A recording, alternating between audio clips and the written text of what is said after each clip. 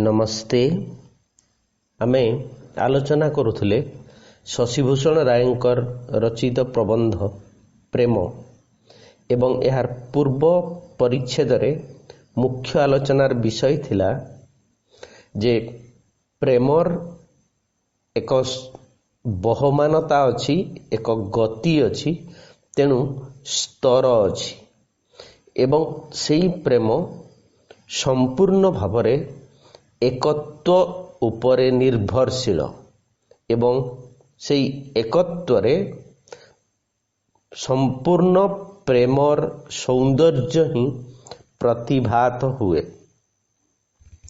परवर्ती अंशरे प्राबंधिक आलोचना करिसंती रूपज मोहरु जेउ प्रेमर उत्पत्ति से प्रेमर जेपरी मूल्य नहीं, सही परी गुणज प्रेमरे जेउ प्रेमर जन्म होई थाए सेही प्रेमर मध्य उच्च प्रशंसा करिबा अनुचित, कारण एही उभय प्रेम ही क्षणिक। रूपज प्रेम भली गुणज प्रेम मध्य स्वार्थ विजड़ित, आशा आकांक्षा और उद्देश्य मेंटी गले ए प्रेम मध्य स्थल विशेष रे लुप्त होई जाए। सुतरां ए श्रेणीर प्रेम आदर्श स्थानीय होई न पारे, केवल सेही प्रेम ही आदर्शत्वरे परिणत हेब जेउ प्रेम आकांक्षा आशा स्वार्थाभि संधि शून्य, जेउ प्रेम प्राणर आह्वान रे परस्पर मध्यरे विजड़ित होई थाए, जेउ प्रेम सत्व सिद्ध सत्व उत्पन्न लौकिक कार्य कारण संबंधहीन और स्थूल दृष्टिर अतीत। एही परिच्छेदर पूर्वरु प्राबंधिक जहा कहिथिले ताहा हेउची जे मुख्यतः मनीषर प्रेम आरंभ हुए एसोसिएशन रु। एसोसिएशन रो अर्थ होची कोन ना रक्तर संपर्क, गोटे निर्दिष्ट परिवार भितरे एक आत्मीय स्वजन मानकर गहन रे ताहा सृष्टि हुए एवं ये होची प्रकृतिगत अत्यंत स्वाभाविक एवं ताकू आमे एसोसिएशन हिसाब रे बुझिबा। एहा गतिमान हेगी जेतेबेले विश्वव्यापी हेबो, परिवार रु बृहत्तर समाज विश्व एवं विश्वातीत हेई पारिबो, सेतेबेले ही ताहा यथार्थ प्रेम हेबो। तेबे एई परिच्छेद रे जेतेबेले से उल्लेख करूछंती ताहा हेउची प्रेमर कारण बा शर्त किछि रहिछि कि एक कथा उल्लेख करिबा को जाई से कहउछंती जे प्रेमर कोनोसी आधार कारण बा उद्देश्य रहिबा उचित नुहे। पूर्वरु प्रबंधर आरंभरु कुहा हेछि जे प्रेम हेउछि दुईटी एकक, दुईटी वस्तु, दुईटी अस्तित्व मध्यरे सृष्टि हेउथिबा संपर्क। तेबे सेई दुई एक हेबा जरूरी, किंतु एक हेबा पई कारण कोन हबो? साधारण भावरे मानवीय प्रेमर जेतेबेले आमे आलोचना करू सेतेबेले देखू जे रूपर आकर्षण रे आकर्षित होई जणे आउ जनक सहित एकत्व बा मिसी जीवा को चाहे। एमिति की पतंग मध्य अग्नि शिखारे आकर्षित होई निजर आत्मदान करे, तेणु परिणाम रे तार मृत्यु हुए। एहा वासना जर्जरित बा वासना निर्भरशील। सेहीपरि एई रूप जहा समय और परिवेश अनुसारे ବଦଳିବାର ସମ୍ଭାବନା 100% ଅଛି। ଯାହା ଆଜି ଆଖିକୁ ସୁନ୍ଦର ଦିଶୁଛି, ଆସନ୍ତାକାଲି ସେ ସୁନ୍ଦର ସମ୍ଭବତଃ ଉଭେଇ ଯିବ। ତେଣୁ ଯଦି ସୌନ୍ଦର୍ଯ୍ୟର ଆଧାରଟି ଉଭେଇ ଯାଏ, ସ୍ଥୂଳ ସୌନ୍ଦର୍ଯ୍ୟର କଥା ଆମେ ଏଠି କହୁଛେ, ସେତେବେଳେ ସେଇ ପ୍ରେମ ଆଉ ବଞ୍ଚି ରହେ ନା। ସେହିପରି ଦ୍ୱିତୀୟ ଜିନିଷ କଥା ଆସୁଛି, ଯାହା ହେଉଛି ଗୁଣ ନିର୍ଭରଶୀଳ। ଏଇ ଗୁଣ ହିସାବରେ ଯଦି ଆମେ ଦେଖିବା, ପ୍ରତ୍ୟେକ ବ୍ୟକ୍ତିର କିଛି ନା କିଛି ମୌଳିକ ପ୍ରତିଭା ରହିଛି। ଏମିତିକି ସେଇ ପ୍ରତିଭା ଭିତରେ ତାର ବିଚାର, ତାର ଭାବନା, ତାକୁ ବ୍ୟକ୍ତ କରିବାର ଶୈଳୀ, କିଏ ସୁନ୍ଦର ଚିତ୍ର ଅଙ୍କନ କରୁଥାଇପାରେ, ସୁନ୍ଦର ଗୀତ ଗାଇଥାଇପାରେ, ସୁନ୍ଦର ଖେଳା ବୁଲା କରୁଥାଇପାରେ, କୁସ୍ତି କସରତ କରୁଥାଇପାରେ। କୌଣସି ପ୍ରତିଭାର ଆକର୍ଷଣରେ ଆକର୍ଷିତ ହେଇକି ଆମେ ଯେତେବେଳେ ତାକୁ ପ୍ରେମ କରୁ, ତାହା ମଧ୍ୟ ଦୀର୍ଘସ୍ଥାୟୀ ନୁହେଁ। କାରଣ ସମୟ କ୍ରମରେ ସେଇ ଗୁଣ ବା ପ୍ରତିଭା ହୁଏତ ନଷ୍ଟ ହେଇଯିବ। ତାପରେ ଏକଥା ମଧ୍ୟ କହୁଛନ୍ତି, ଏଇ ରୂପଜ ପ୍ରେମ ପଛରେ ସ୍ୱାର୍ଥ ଜଡ଼ିତ ହେଇଥାଏ। ନିର୍ଦ୍ଦିଷ୍ଟ ରକମର ଆଶା ଆକାଂକ୍ଷା ରହିଥାଏ ଏବଂ ଏଇ ଆଶା ଆକାଂକ୍ଷା ଚିରନ୍ତନ ନୁହେଁ। ସବୁବେଳେ ଆମେ ସେଇ ଜିନିଷକୁ ହିଁ ଚାହିଁବା, ତାର କିଛି ମାନେ ନାହିଁ। ମୋର ଚାହିଁବା ଯେଉଁଦିନ ବଦଳିଯିବ ଏବଂ ମୁଁ ଯାହା ଚାହୁଁଥିବି, ଯଦି ମୋର ପ୍ରେମିକ ପାଖରୁ ବା ପ୍ରେମିକା ପାଖରୁ, ଯାହା ପାଖରୁ ମୁଁ ପ୍ରେମ ଚାହୁଁଛି, ତା ପାଖରୁ ଯଦି ମୋତେ ତାହା ନ ମିଳିଲା, ସେଦିନ ପ୍ରେମରେ ସେଇ ସୁଗନ୍ଧ ବା ସେଇ ଉଷ୍ମତା ଆଉ ରହିବ ନାହିଁ। ତେଣୁ ଏହା ମଧ୍ୟ ଆଦର୍ଶ ସ୍ଥାନୀୟ ପ୍ରେମ ହେଇପାରିବ ନାହିଁ। କେତେବେଳେ ଆଦର୍ଶ ସ୍ଥାନୀୟ ହେବ ବୋଲି କହୁଛନ୍ତି ନା, ଯେଉଁ ପ୍ରେମ ଆଶା ଆକାଂକ୍ଷା ସ୍ୱାର୍ଥର ଅଭିସନ୍ଧି ବିଲକୁଲ ରହିବ ନାହିଁ, ଯାହା ହେଇଥିବ ସ୍ୱତଃସିଦ୍ଧ। ଯେମିତି ଫୁଲର ପ୍ରେମ ହେଉଛି ଫୁଟିବାରେ, ନଦୀର ପ୍ରେମ ହେଉଛି ନିମ୍ନକୁ ବହିଯିବାରେ, ପ୍ରଦୀପର ପ୍ରେମ ଯଦି କୁହାଯିବ ନିଃସର୍ତ୍ତରେ ନିଜକୁ ନିବେଦନ କରି ଜାଳି ଦେବାରେ, ତାହା ହିଁ ହେଉଛି ତାର ଯଥାର୍ଥ ପ୍ରେମ। ତେଣୁ ଲୌକିକ କାର୍ଯ୍ୟ କାରଣ ସମ୍ବନ୍ଧ ବିହୀନ ଯାହା, ତାହା ହିଁ ହେଉଛି ଯଥାର୍ଥରେ ପ୍ରେମ। ଏବଂ ଆମେ ଯଦି କୌଣସି ପ୍ରଶ୍ନର ଉତ୍ତରରେ ଏକ୍ସ ୱାଇକୁ ଭଲ ପାଉଛି, ପ୍ରେମ କରୁଛି, କାହିଁକି, ଯଦି ଏ କାହିଁକି ଶବ୍ଦଟିଏ ଆସୁଛି ଏବଂ କାହିଁକିର ଉତ୍ତର ଅଛି, ତାହେଲେ ନିଃସନ୍ଦେହ ଆମେ କହିବା ସେଠି ଯଥାର୍ଥ ପ୍ରେମ ନାହିଁ। ହେଇପାରେ ସାଧାରଣ ମାନବୀୟ ଜୀବନରେ ଏକ ନିର୍ଦ୍ଦିଷ୍ଟ ସ୍ଥୂଳ କାହିଁକିରୁ ଆରମ୍ଭ ହେଇପାରେ, କିନ୍ତୁ ପରବର୍ତ୍ତୀ ମୁହୂର୍ତ୍ତରେ ଯେତେବେଳେ ଯଥାର୍ଥ ଆତ୍ମବିସ୍ତାର ହେବ, ଆମକୁ ତାର ଉଚ୍ଚ ବା ଉପର ସ୍ତରକୁ ଉନ୍ନୀତ କରେଇବାକୁ ପଡ଼ିବ। ଅନ୍ୟଥା ସେ ପ୍ରେମ ଦୀର୍ଘସ୍ଥାୟୀ ହେଇପାରିବ ନାହିଁ।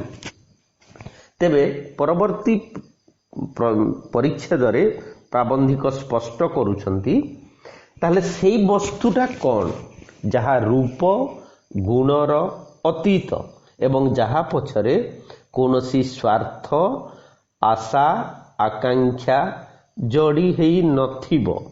ତେଣୁ ସେଇ ବସ୍ତୁକୁ ସେ ଖୋଜିବା ପାଇଁ ବର୍ଣ୍ଣନା କରୁଛନ୍ତି। ସେ ବସ୍ତୁ କ'ଣ? ସେହି ପ୍ରେମର ଉତ୍ପତ୍ତି ସ୍ଥାନ କେଉଁଠାରେ? ବିଶାଳ ବିଶ୍ୱରାଜ୍ୟରେ ପ୍ରାଣ ସଂମିଶ୍ରଣ ହିଁ ସେଇ ପ୍ରେମ। ଏହି ଅନନ୍ତ ଜୀବଜନ୍ତୁ ପୂରିତ ଚେତନା ଚେତନମୟ ବିଶାଳ ବିଶ୍ୱ ବ୍ରହ୍ମାଣ୍ଡ ହିଁ ସେଇ ପ୍ରେମର ସନ୍ଧିସ୍ଥଳ।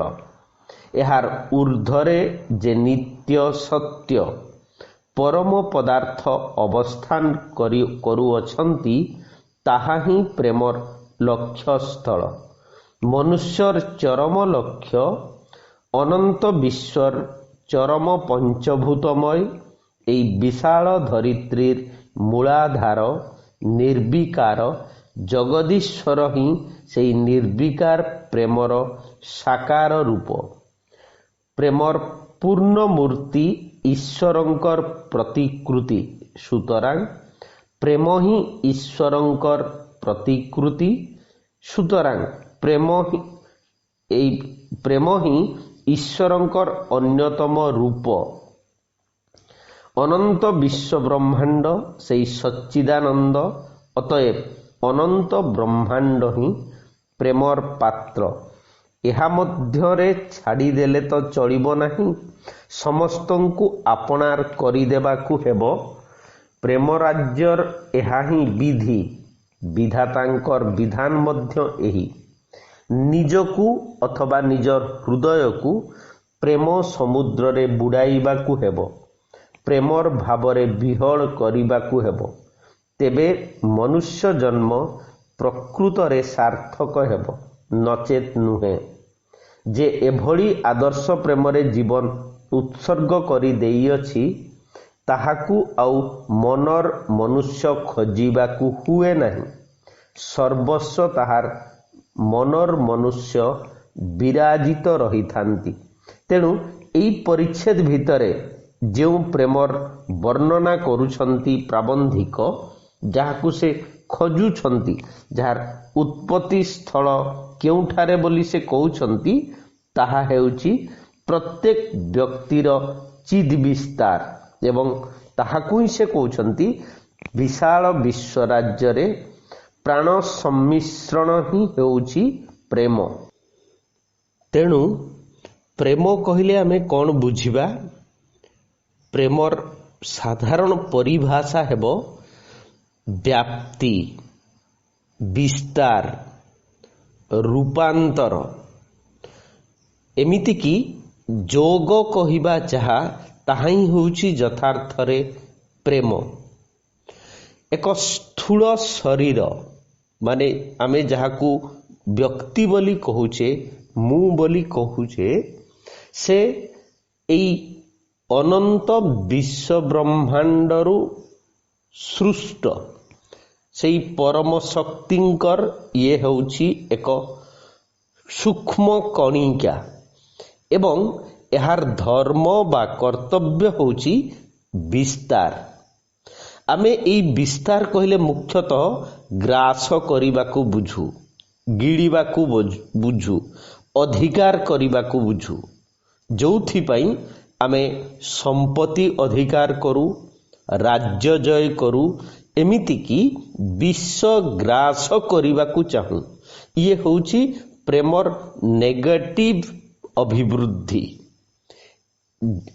ଅସଲ ଜିନିଷଟିଏ ହେଉଛି ନିଜକୁ ସମ୍ପୂର୍ଣ୍ଣ ଭାବରେ ଦେଇଦେବା, ମାନେ ବିଶ୍ୱ ପ୍ରାଣ ସହିତ ବ୍ୟକ୍ତି ପ୍ରାଣର। କାରଣ ପ୍ରାଣ କହିଲେ ସ୍ଥୂଳତଃ ଜାଣିବା ଏଇ ସୃଷ୍ଟି ଯାହା ଦ୍ୱାରା ଅବସ୍ଥିତ ଏବଂ ଗତିଶୀଳ, ସେଇ ଶକ୍ତିର ନାମ ହିଁ ହେଉଛି ପ୍ରାଣ। ତେଣୁ ତା ସହିତ ନିଜକୁ ଏକାତ୍ମ କରିବାକୁ ହିଁ ଆମ ଜୀବନର ଅସଲ ଲକ୍ଷ୍ୟ। ଏଠି ଗ୍ରାସ କରିବା ନୁହେଁ ବା ଗିଳିବା ନୁହେଁ, ଅଧିକାର କରିବା କଦାପି ନୁହେଁ। ତେଣୁ ପ୍ରାବନ୍ଧିକ କହୁଛନ୍ତି ଏହି ଅନନ୍ତ ଜୀବଜନ୍ତୁ ପୂରିତ ଚେତନା ଅଚେତନମୟ ବିଶାଳ ବିଶ୍ୱ ବ୍ରହ୍ମାଣ୍ଡ ହିଁ ଏହି ପ୍ରେମର ସନ୍ଧିସ୍ଥଳ। ତେଣୁ ଏହି ସୃଷ୍ଟି, ଏହି ଜଗତ, ଏହି ସଂସାର, ଆମର ଯଥାର୍ଥ ପ୍ରେମ କାହା ସହିତ ରହିବ? ଯେତେ ଚେତନା, ଜଡ଼, ନିଶ୍ଚେତନ ଯାହା କିଛି ଏହି ସୃଷ୍ଟିରେ ଅଛି, ଏ ସମୁଦାୟ ବିଶ୍ୱ ବ୍ରହ୍ମାଣ୍ଡ ହେଉଛି ଆମ ପାଇଁ ଯଥାର୍ଥରେ ପ୍ରେମର ଯୋଗ୍ୟ। କିନ୍ତୁ ଆମେ ବାସ୍ତବିକ ସ୍ଥୂଳ କାରଣକୁ ଆଖି ଆଗରେ ରଖି ରୂପ ଏବଂ ସୌନ୍ଦର୍ଯ୍ୟ, ଗୁଣର ଏସବୁ ଜିନିଷ କାମନା କରି ଆତ୍ମତୃପ୍ତି ପାଇଁ ନିର୍ଦ୍ଦିଷ୍ଟ ରକମର ଯେଉଁ କ୍ରିୟାଟିଏ କରୁଛେ, ତାହାକୁ ପ୍ରେମ ବୋଲି ଗ୍ରହଣ କରିନେଇଛି। ତେଣୁ ତାର ଊର୍ଦ୍ଧ୍ୱକୁ ଯିବାକୁ ପଡ଼ିବ। ପ୍ରାବନ୍ଧିକ କହୁଛନ୍ତି ଯେ ଯେତେବେଳେ ଏଇ ଯଥାର୍ଥ ଆତ୍ମବିସ୍ତାର ହୁଏ, ନିଜକୁ ଦେଇଦିଏ, ତାହା ହିଁ ହେଉଛି ମାନେ ଏଇ ସ୍ୱାର୍ଥର ଊର୍ଦ୍ଧ୍ୱରେ ଯାହା ଅଛି ତାହା ହିଁ ହେଉଛି ନିତ୍ୟ ସତ୍ୟ। ପରମ ପଦାର୍ଥ ଅବସ୍ଥାନ କରୁଛନ୍ତି, ତାହା ହିଁ ପ୍ରେମର ଲକ୍ଷ୍ୟସ୍ଥଳ। ମାନେ ଏଇ ଯେଉଁ ଉତ୍ସର୍ଗୀକୃତ ଜୀବନ, ଉତ୍ସର୍ଗୀକୃତ ଭାବନା, ଏମିତିକି ଏକ ଛୋଟ ଗଛ ପ୍ରତି ନିଜକୁ ଯିଏ ନିବେଦିତ କରିଦେବ, ସେଇ ଗଛ ମାଧ୍ୟମ ଦେଇ ସେ ବିଶ୍ୱ ସତ୍ତା ସହିତ ଏକାତ୍ମ ହେଇଯିବ। ସେହିପରି ଦେଶ ପ୍ରତି, ନିର୍ଦ୍ଦିଷ୍ଟ ରକମର କର୍ମ ପ୍ରତି, ଗୁଣ ପ୍ରତି, ଏସବୁ ମାଧ୍ୟମରେ ନିଜକୁ ନିବେଦିତ କରିବାର, ଏଇ ଯେଉଁ ଯୋଡ଼ି ଦେବାର ପ୍ରବଣତା ରହିବା ଆବଶ୍ୟକ। ଏବଂ ତାହା ହିଁ ହେଉଛି, ଆମେ ଭିନ୍ନ ଅର୍ଥରେ କହିଲେ ହେବ, ତାର ପାଗଳାମୀ, ତାର ହେଉଛି ଜୀବନ। ମାନେ ତାର ଜୀବନ ଯେତେବେଳେ କର୍ମ ହିଁ ତାର ପ୍ରେମ ହେବ, ପ୍ରାର୍ଥନା ପ୍ରେମ ହେବ, ଜୀବନ ପ୍ରେମ ହେବ। 24 ଘଣ୍ଟା ଭିତରେ ଯାହା କିଛି ସେ କରୁଛି, ତାର ଏକମାତ୍ର ପ୍ରେରକ ହେବ ସେଇ ବିଶ୍ୱ ବ୍ରହ୍ମାଣ୍ଡ ସହିତ ଏକାତ୍ମ ହେବା। ତେଣୁ ମନୁଷ୍ୟର ଚରମ ଲକ୍ଷ୍ୟ ହେଉଛି ଅନନ୍ତ ବିଶ୍ୱର ଚରମ ପଞ୍ଚଭୂତମୟ। କାରଣ ଏଇ ଯେଉଁ ଆମର ମଣିଷର ଆମେ ଲକ୍ଷ୍ୟ କହିଲେ ସାଧାରଣରେ ବୁଝୁ, ଏଇ ଜୀବନକୁ ବଞ୍ଚେଇବା ପାଇଁ ଧନ କାମନା କରିବା, ଜନ କାମନା କରିବା, ବା ଗୋପ, ଲକ୍ଷ୍ମୀ, ମାନ, ପ୍ରତିଷ୍ଠା, ଏସବୁ ଜିନିଷ ଗୁଡ଼ିକ ସ୍ଥୂଳ ଭାବରେ ପ୍ରତ୍ୟେକ ମଣିଷ ଚାହିଁଥାଏ। କିନ୍ତୁ ଏଇ ସୃଷ୍ଟି ହେଉଛି କ'ଣ, ଯାହାକୁ ଆମେ ପ୍ରପଞ୍ଚ ବୋଲି ଅନେକ ସମୟରେ କହୁ। ପ୍ରପଞ୍ଚର ଅର୍ଥ ହେଉଛି ଏଇ ସୃଷ୍ଟିର ସବୁଯାକ ବସ୍ତୁସ୍ଥିତି, ଏମିତିକି ସୂର୍ଯ୍ୟଚନ୍ଦ୍ର ଠାରୁ ଆରମ୍ଭ କରି ଆମେ ମଣିଷ ପର୍ଯ୍ୟନ୍ତ 5ଟି ଅବଜେକ୍ଟକୁ ଆଧାର କରି ତିଆରି ହେଇଛି, ଯାହାକୁ କ୍ଷୀ, ତପ୍, ତେଜ, ମରୁତ୍, ବ୍ୟୋମ ବୋଲି କୁହାହେଉଛି। ଏକ ନିର୍ଦ୍ଦିଷ୍ଟ ରକମର ପ୍ରକ୍ରିୟା ବାଟ ଦେଇକି ହିଁ ସେ ଏକ ସ୍ୱତନ୍ତ୍ର ରୂପ ଧାରଣ କରିଛି। କିନ୍ତୁ ସମୁଦାୟ ସତ୍ୟ, ସମୁଦାୟ ଶକ୍ତି ହେଉଛି ଏକ, ଯାହାକୁ ଆମେ ଭୂମା ବୋଲି ଭାରତୀୟ ଆଧ୍ୟାତ୍ମ ଶାସ୍ତ୍ରରେ କୁହାହେଇଛି। ଏବଂ এই পঞ্চভূতময় বিশাল ধরিত্রীর মূলাধার নির্বিকার জগদীশ্বর হি সেই নির্বিকার প্রেমর সাকার মূর্তি। তেণু এটি যে জগদীশ্বর পরিকল্পনা করা হয়েছি, ভারতীয় বিচারে, সংস্কৃতি, ধর্ম পরম্পরারে যে পরমেশ্বর বলি কুহা হଉଛି, তাকু আমি সমগ্রতম সত্য বলি কহিবা, যেটা ভূমা বলি গ্রহণ করিছে। আমার উপনিষদরে মধ্য কুহা হয়েছি, না অল্পে সুখম মস্তি ভূমেইব সুখম। এবং সেই ভূমার অর্থ ହେଉଛି সমগ্রতা সহিত নিজକୁ ସଂଯୁକ୍ତ କରିବା। ତେଣୁ ପ୍ରେମ ହେଉଛି ପରିପୂର୍ଣ୍ଣତା, ଯୋଉଟା ପ୍ରାବନ୍ଧିକଙ୍କର ଶବ୍ଦରେ ଯେ ପ୍ରେମର ପୂର୍ଣ୍ଣ ମୂର୍ତ୍ତି ଈଶ୍ୱରଙ୍କର ପ୍ରତିକୃତି। ଆମେ ଯଦି ସେଇ ପୂର୍ଣ୍ଣତାକୁ ହିଁ ଆମ ପ୍ରାଣର ଅନ୍ୟତମ ବାସନା ହିସାବରେ ଗ୍ରହଣ କରିବା, ତାହେଲେ ହିଁ ଯଥାର୍ଥ ପ୍ରେମ ସମ୍ଭବ। ଆଗକୁ ଯାଇକି ମଧ୍ୟ ପ୍ରାବନ୍ଧିକ କହୁଛନ୍ତି, ପ୍ରେମ ହିଁ ଈଶ୍ୱରଙ୍କର ପ୍ରତିକୃତି। ମାନେ ଏଇ ସକଳ ସୃଷ୍ଟିରେ ମୁଁ ଯୋଉ ଏକାତ୍ମ ହେବାକୁ ଚାହୁଁଛି, ତାହା ସୃଷ୍ଟି ନୁହେଁ, ତାହା ହେଉଛି ଏଇ ସର୍ଜନଶୀଳ ସତ୍ତା ବା ଶକ୍ତିଙ୍କର ହିଁ ରୂପ। ମାନେ ପ୍ରତ୍ୟେକ କ୍ଷୁଦ୍ରାତି କ୍ଷୁଦ୍ର କଣିକା ମଧ୍ୟରେ ମଧ୍ୟ ମୁଁ ଈଶ୍ୱରଙ୍କୁ ଭଲ ପାଉଛି।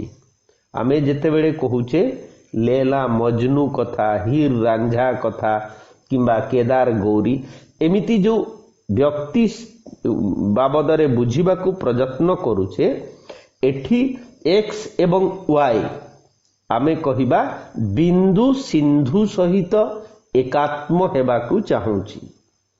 ତେଣୁ ଏଠି ପଜେସନର କଥା ନାହିଁ, ଏଠି ଅଛି ସେଇ ପରମତମ ସତ୍ୟ ସହିତ ଏକାତ୍ମ ହେବ।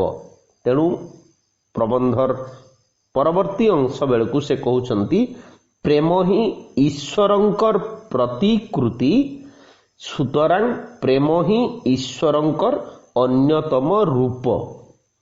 ତେଣୁ ଯେଉଁ ପ୍ରେମ ଏକ ନିର୍ଦ୍ଦିଷ୍ଟ ରକମର କର୍ମ ବୋଲି ଆମେ କହୁଛେ, ଆମର କର୍ମ ଯେମିତି ଆମେ ସଚେତନ ଥାଉ କିମ୍ବା ନିଶ୍ଚେତନା ଭିତରେ ଥାଉ, ଯଦି ବାଧ୍ୟବାଧକତା ନ କରିବୁ ଆମର ନିଶ୍ୱାସ ପ୍ରଶ୍ୱାସ ଆମେ ଯେତେବେଳେ ଶୋଇଥିବୁ ସେତେବେଳେ ମଧ୍ୟ ଅବଲୀଳା କ୍ରମରେ ସେ ପ୍ରବାହିତ ହେଉଥିବ। 10 ସେକେଣ୍ଡ ପାଇଁ ଯଦି ଆମର ମସ୍ତିଷ୍କକୁ ଅମ୍ଳଜାନ ଯିବା ବନ୍ଦ ହେଇଯିବ, ଏ ଶରୀର ଜଡ଼ ନିର୍ବେଦ ବା ଶବରେ ପରିଣତ ହେଇଯିବ। ତେବେ ଏଇ ନିଶ୍ୱାସ ପ୍ରଶ୍ୱାସକୁ ମଧ୍ୟ ଆମେ କହିପାରିବା ଇଏ ସ୍ୱତଃ ସ୍ୱାଭାବିକ ପ୍ରକ୍ରିୟା। ଏହା ଇଚ୍ଛାକୃତ ଭାବରେ ମଣିଷ କର୍ମ କରେ ନାହିଁ ବା ଏହା ତାର ଅଭ୍ୟାସ ନୁହେଁ। ସେହିପରି ଆମେ ଯେତେବେଳେ ଈଶ୍ୱରଙ୍କୁ ଚାହୁଁଛେ, ଈଶ୍ୱରଙ୍କର ପ୍ରତି ସମର୍ପିତ ଜୀବନ ବଞ୍ଚୁଛେ, ସେତେବେଳେ ବାଧ୍ୟବାଧକତାର କଥା ଆସିବ ନାହିଁ। ସହଜାତ ଭାବରେ ସେଇ ପରମତମ ସତ୍ତା ସହିତ ହିଁ ଆମକୁ ମିଶିବାକୁ ପଡ଼ିବ, କାରଣ ତାହା ହିଁ ହେଉଛି ଜୀବନର ଲକ୍ଷ୍ୟ ବୋଲି ପୂର୍ବରୁ ସେ ଉଲ୍ଲେଖ କରିଦେଇଛନ୍ତି। ଏକଥା ମଧ୍ୟ କହୁଛନ୍ତି ଅନନ୍ତ ବିଶ୍ୱ ବ୍ରହ୍ମାଣ୍ଡ ହେଉଛି ସେଇ ସଚ୍ଚିଦାନନ୍ଦ, ଯାହାକୁ ମାନେ ସନ୍ଧି ବିଚ୍ଛେଦ କରିଦେଲେ ହେବ ସତ୍ ଚିତ୍ ଆନନ୍ଦ, ମାନେ ସମୁଦାୟ ବସ୍ତୁ ସ୍ଥିତି ସତ୍ ଅର୍ଥ ହେଉଛି ସ୍ଥାନ କାଳ ପାତ୍ର ସବୁର ଊର୍ଦ୍ଧ୍ୱରେ ଯାହା ଅବ୍ୟୟ ଅକ୍ଷୟ, ତାହା ହିଁ ହେଉଛି ସତ୍, ଯୋଉଟାକୁ ଆମେ ଭୂମାର ପ୍ରତିଶବ୍ଦ ହିସାବରେ ମଧ୍ୟ ଗ୍ରହଣ କରିପାରିବା। ସେହିପରି ଚିତ୍ର ଅର୍ଥ ହେଉଛି ଯାହା ଗତିଶୀଳ, ପ୍ରତ୍ୟେକ ମୁହୂର୍ତ୍ତରେ ନିଜକୁ ସେ ବ୍ୟାପ୍ତି ବା ବ୍ୟାପକ କରି ନେଉଛନ୍ତି, ପ୍ରବାହିତ ହେଉଛନ୍ତି, ଗତି କରୁଛନ୍ତି। ଚିତ୍ ମଧ୍ୟ ଶକ୍ତି ଏବଂ ସତ୍ ଆଉ ଚିତ୍ର ସୁଷ୍ଠୁ ସମନ୍ୱୟରେ ହିଁ ଏହି ଜଗତରେ ଆନନ୍ଦ ପରିପୂର୍ଣ୍ଣ ହେଇ ରହିଛି। ତେଣୁ ସଚ୍ଚିଦାନନ୍ଦଙ୍କର ବିଗ୍ରହ ହେଉଛି, ପ୍ରତିରୂପ ହେଉଛି ଏହି ସୃଷ୍ଟି। ତେଣୁ ଅନନ୍ତ ବ୍ରହ୍ମାଣ୍ଡ ହିଁ ଆମର ପ୍ରେମର ପାତ୍ର, ପ୍ରେମର ଆଧାର। ଏଠି କୌଣସି ବ୍ୟକ୍ତି, କୌଣସି ବସ୍ତୁ, ପରିବାର ବା ଦେଶ ଭିତରେ, ଏମିତିକି ବିଶ୍ୱ ଭିତରେ ମଧ୍ୟ ସୀମାବଦ୍ଧ କରିବା ଉଚିତ ନୁହେଁ। କାରଣ ଆମର ଭାରତୀୟ ପୁରାଣରେ, ଭାଗବତରେ ମଧ୍ୟ କୁହାଯାଇଛି ଏହି ସୃଷ୍ଟିରେ ଅନେକ ବ୍ରହ୍ମାଣ୍ଡ ଅଛି, ଯେଉଁ ବ୍ରହ୍ମାଣ୍ଡ ମାଳ ମାଳ ହୋଇ ତୋଲମ କୂପେ ବିରାଜଇ। ତେଣୁ ବିଶ୍ୱର ଅତୀତ ଆମର ଇନ୍ଦ୍ରିୟଗତ ଧାରଣାରେ ଏହି ସୃଷ୍ଟି ଯେତିକି, ତାଠାରୁ ମଧ୍ୟ ଆହୁରି ବିପୁଳ ସଂସାର ନିଃସନ୍ଦେହ ଭାବରେ ରହିଛି, ଯାହା ଆମର କଳ୍ପନାତୀତ। ତେଣୁ ତାହା ସହିତ ମଧ୍ୟ ଆମକୁ ସେଇ ଏକାତ୍ମ ହେବାକୁ ପଡ଼ିବ। ପ୍ରାବନ୍ଧିକ କହୁଛନ୍ତି ଏହା ମଧ୍ୟରେ ଛାଡ଼ିଦେଲେ ତ ଚଳିବ ନାହିଁ। ସମସ୍ତଙ୍କୁ, ଏଠି ସମସ୍ତର ଅର୍ଥ ହେଉଛି ଅଲ୍, ଏଣ୍ଡ ଅଲ୍ର ଅର୍ଥ ପୁଣି ଅତୀତ ବର୍ତ୍ତମାନ ଭବିଷ୍ୟତ ଭିତରେ ଯାହା କିଛି ଅଛି ସେ ସମସ୍ତଙ୍କୁ ଆପଣାର କରିଦେବାକୁ ହେବ। ପ୍ରେମ ରାଜ୍ୟର ଏହା ହିଁ ହେଉଛି ବିଧି। ବିଧାତାଙ୍କର ବିଧାନ ମଧ୍ୟ ଏହି। ନିଜକୁ ଅଥବା ନିଜର ହୃଦୟକୁ ପ୍ରେମ ସମୁଦ୍ରରେ ବୁଡ଼ାଇବାକୁ ହେବ, ପ୍ରେମର ଭାବରେ ବିହଳ ରହିବାକୁ ହେବ। ତେବେ ମନୁଷ୍ୟ ଜନ୍ମ ପ୍ରକୃତରେ ସାର୍ଥକ ହେବ, ନଚେତ୍ ନୁହେଁ। ଯେ ଏଭଳି ପ୍ରେମରେ ଜୀବନ ଉତ୍ସର୍ଗ କରିଦେଇଛି ତାହାକୁ ଆଉ ମନର ମନୁଷ୍ୟ ଖୋଜିବାକୁ ହୁଏ ନାହିଁ। ସର୍ବତ୍ର ତାର ମନର ମନୁଷ୍ୟ ବିରାଜିତ ରହିଥାନ୍ତି। ତେଣୁ ଯାହା ଜୀବନର ମୁଖ୍ୟ ଲକ୍ଷ୍ୟ ହେଉଛି ଏଇ ଜଗଦୀଶ୍ୱର, ଏଇ ପରମେଶ୍ୱର ବା ପଞ୍ଚଭୂତ, ଏଇ ବିଶ୍ୱ ବା ବିଶ୍ୱାତୀତ ସେଇ ପରମ ଶକ୍ତି ସହିତ ଏକାତ୍ମ କରିବାକୁ ଯିଏ ଚାହୁଁଛି ଏବଂ ସେମିତି ଜୀବନ ସାଧାରଣ ଭାବରେ କହିଲେ ହେବ, ସେ ବି ଆମ ଭଳିଆ ଏକ ବ୍ୟକ୍ତି ରକ୍ତ ମାଂସର ଶରୀର ଧାରଣ କରିଛି।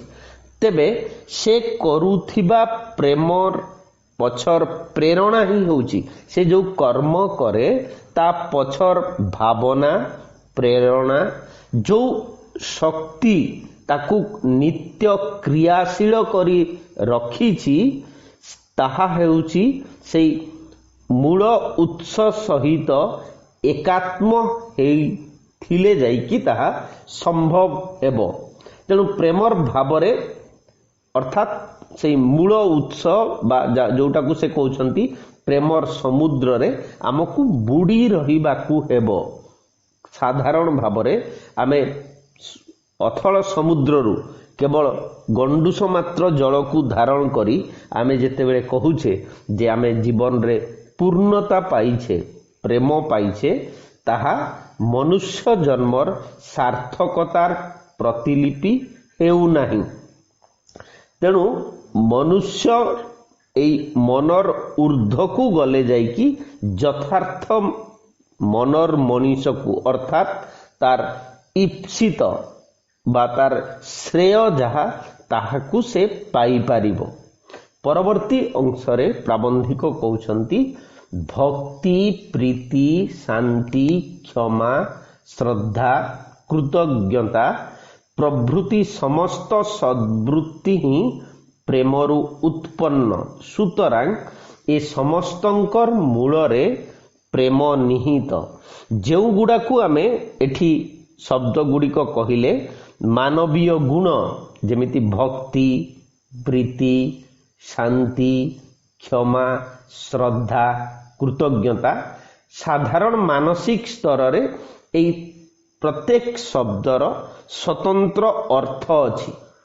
କିନ୍ତୁ ଯେଉଁ ଶକ୍ତି, ଯେଉଁ ଭାବନା ଦ୍ୱାରା ଏଇ ଶବ୍ଦ ଗୁଡ଼ିକ ମାନେ ଭକ୍ତି, ଶାନ୍ତି, କ୍ଷମା, କୃତଜ୍ଞତା, ଶ୍ରଦ୍ଧା ତିଆରି ହେଇଛି, ସେ ସବୁ ପଛରେ ଯାହା କ୍ରିୟାଶୀଳ ବା ଏମାନଙ୍କୁ ସତେଜ ସଚଳ କରିକି ରଖିଛି ତାହା ହେଉଛି ପ୍ରେମ। କାରଣ ଏଗୁଡ଼ିକ ହେଉଛି ସଦ୍ବସ୍ତୁ ଏବଂ ପ୍ରେମରୁ ହିଁ ଉତ୍ପନ୍ନ, ଏମାନଙ୍କ ମୂଳରେ ରହିଛି ପ୍ରେମ। ତେଣୁ ଦେଶ, କାଳ, ପାତ୍ର ଭେଦରେ ବିଭିନ୍ନ ଫଳରେ ଉତ୍ପତ୍ତି ହେଇଥାଏ। ମାନେ ଏଇ ଯାହାକୁ ଆମେ ଶ୍ରଦ୍ଧା ବୋଲି କହୁଛେ, ଯାହାକୁ ଶାନ୍ତି ବୋଲି କହୁଛେ, କୃତଜ୍ଞତା ବୋଲି କହୁଛେ, ଏସବୁ ପଛରେ ଆମର ମୂଳ ଲକ୍ଷ୍ୟଟିଏ ଦେଖିବା ଜରୁରୀ ଯେ ପରମେଶ୍ୱର ସେଠି ନିଃସନ୍ଦେହ ଭାବରେ ବିରାଜମାନ କରୁଥିବେ। ଆକୁ ଯାଇକି କହୁଛନ୍ତି କର୍ମ ଯୋଗ, ଜ୍ଞାନ ଯୋଗ, ଭକ୍ତି ଯୋଗ, ଯାହା ଶ୍ରୀମଦ୍ ଭଗବତ ଗୀତାରେ ମାନେ କର୍ମକୁ ଆଶ୍ରା କରି, କର୍ମକୁ ମାଧ୍ୟମ କରି ପରମ ସହିତ ଏକାତ୍ମ ହେବା। ସେହିପରି ଜ୍ଞାନକୁ ଆଶ୍ରା କରି, ଏଗୁଡ଼ିକ ହେଉଛି ଏଣ୍ଟ୍ରି ପଏଣ୍ଟ, ଏଗୁଡ଼ିକ ହେଉଛି ଦୁଆର। କିନ୍ତୁ ଗର୍ଭଗୃହ ଯେଉଁଟା ଆମର ଟାର୍ଗେଟ, ଯାହା ହେଉଛି ମୁଖ୍ୟ, ତାହା ହେଉଛି ସେଇ ପରମେଶ୍ୱର। ତେଣୁ ସେ ଜ୍ଞାନ ହେଇପାରେ, କର୍ମ ହେଇପାରେ, ଭକ୍ତି ହେଇପାରେ, ଯାହା ମାଧ୍ୟମରେ ଆମେ ସେଇ ପରମତମ ସତ୍ତା ସହିତ ଯୁକ୍ତ ହେବୁ। ତାହା ହେଉଛି ତା ମୂଳରେ ରହିଛି ପ୍ରେମ। ଜୀବନର ନିର୍ମଳ ଉଷା କାଳରେ ସେଇ ସୁକୁମାର ଶୈଶବରୁ ଏହି ମହାପଥର ପଥିକ ହେବା ହିଁ ହେଉଛି ପ୍ରକୃତ ବିଧି। ତେଣୁ ଯେଉଁ ଦିନ ଠାରୁ ଏଇ ପୃଥିବୀରେ जीवन संभव हैला एवं विवर्तन क्रम रे मनीष जीवन सृष्टि हैला सेई दिनरु ही आमर लक्ष्य हेबा कथा आम जीवनर साधारण भाव रे जदि कुहा जीव अभिलाष रहिबा जरूरी जे आमे मूल उत्स सहित संयुक्त हेबु किंतु इतर प्राणी भली आमे सेई मानंकु अनुकरण करी साधारण इंद्रियर परितृप्ति पाई आहार निद्रा भय मैथुन भितरे ही जीवन को सीमाबद्ध करी रखीचे। तेणु प्रकृत प्रेम प्रकृत विधि आमे पालन करी पारि नाहे एवं सेई मार्गर मध्य पथिक हेई पारि नाहु। कारण मध्य उल्लेख करी प्राबंधिक कहउछंती जेहेतु संस्कार और अनुकरणर बशवर्ती मानव शैशवरु जहा देखिब और शुणिब वयोवृद्धि सहित तार अनुसरण करिबाकू बाध्य हेइथाय। तेणु आमे प्रबंध आज आरंभ कला बेले मध्य कुहा हेइतिला जे प्रत्येक व्यक्ति एक निर्दिष्ट भूमि रे परिवेश रे बा परिवेष्टनी मध्य रे जहाकू परिवार कहिबा समाज कहिबा सेई भितरे जन्म हुए एवं एई सृष्टि रे मनीष शिशु होउची सबुठारु असहाय माने तार एई असहायता प्रलंबित एमिति कि मृत्यु पर्यंत से असहाय हेकी रहे। कारण बृहत्तर समाज छाड़ी देले से मुक्त स्वाधीन भाव में बंची पारिबो नहीं। से निर्भरशील जदिओ से आत्मनिर्भर हेबा जरूरी किंतु आत्मनिर्भरता साइकोलॉजिकली से संभव हेई पारे नहीं। तेणु एई जो विशेष भाव में 18 वर्ष पर्यंतर कथा जदि आसीबो से डिपेंडेंट एवं डिपेंडेंट हेइथिबा कारणरू निर्भरशील हेइथिबा कारणरू से जो बृहत्तर परिवेश बा परिवेष्टनी भितरे जहाकू बापा माँ गुरुजन शिक्षक ठारू आरंभ करी बुझे एमिति कि देश राष्ट्र बोली बुझे सेई मानंकर आदर्श को से अनुकरण बा अनुसरण करी चलीबा स्वाभाविक हुए। तेबे से जगार मध्य डेविएशन अच्छी माने ताकू मध्य जने लोक पथभ्रष्ट हेकी अन्य आड़कू जाई पारे एवं जोठी आत्मस्वार्थ आत्मकैंद्रिकता आसीबो से एई सत् पथकू अनुसरण करिबो नाही एवं एई जो बायोलॉजिकल वयोवृद्धि बोली आमे कहूचे माने मनीषर जेतेबेले शारीरिक अभिवृद्धि होउची जहाकू बयस हिसाब रे 10 12 20 50 बोली आमे कहूचे ताहा चेतनार विस्तार हेबा कथा ताहा ही होउची। चेतनार विस्तार अर्थ होउची परमतम लक्ष्य एई मनीष संसार को आसीची सृष्टि रे संभव हेची ताकू केउ सत्य बा केउ शक्ति सहित एकात्म हेबो से संपर्क रे दृष्टि रखी ताहाकू ही आखि आगे रखी ताकू जीवन बंचिबा जरूरी किंतु सेई पथर से पथिक हुए नहीं। काहींकी हुए नहीं ना ता पछरे सहस्र कारण भितरे गोटाए कारण होउची तार स्थूल इंद्रिय सुख द्वारा से परिचालित हुए। आज एतिकी थाउ परवर्ती क्लास रे प्रेम प्रबंध सरीबो। कमेंट रे जहा चाहिए लिखि पारिबे। नमस्ते, धन्यवाद।